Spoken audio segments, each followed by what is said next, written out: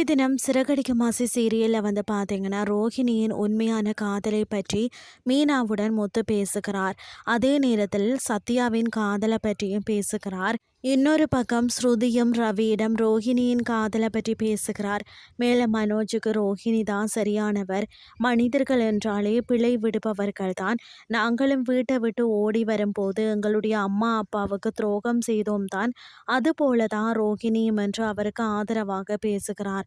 ஆனாலும் அது ரவிக்கு பிடிக்கல. இனி இப்படி பேச வேணாம் அப்படின்னு சொல்லிட்டு அங்கிருந்து செல்கிறார்.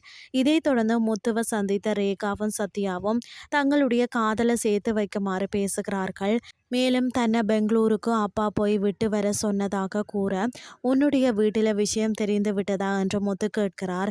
ஆனால் ரேகா இல்லை என்று சொல்கிறார். மறுபக்கம் மனோஜ் தன்னுடைய வாழ்க்கையில் ரோஹிணியை பற்றி நினைச்சு பார்க்கிறார். அவரால் நடந்த நன்மைகளை நினைச்சு பார்க்கிறார். எனினும் தன்னுடைய வாழ்க்கை முடிந்து விட்டது என புலம்புகிறார். இதை தொடர்ந்து தான் முத்து சவாரிக்கு சென்ற இடத்துல மீனாவை தாக்கியவரை காண்றார். இதனால் அவரை பின்தொடர்ந்து அடித்து பிடித்து உண்மையை அறிந்து கொள்கிறார். இதனால் அவரை போலீஸ்ல சரண்டர் ஆகுமாறு சொல்கிறார். அதன்படி அவர் சரண்டர் ஆகி மீனாவை தாக்க சொன்னது சிந்தாமணி தான் என்று சொல்கிறார். இதன்போது சிந்தாமணியை போலீஸ் கைது செய்து கூட்டிட்டு போறாங்க.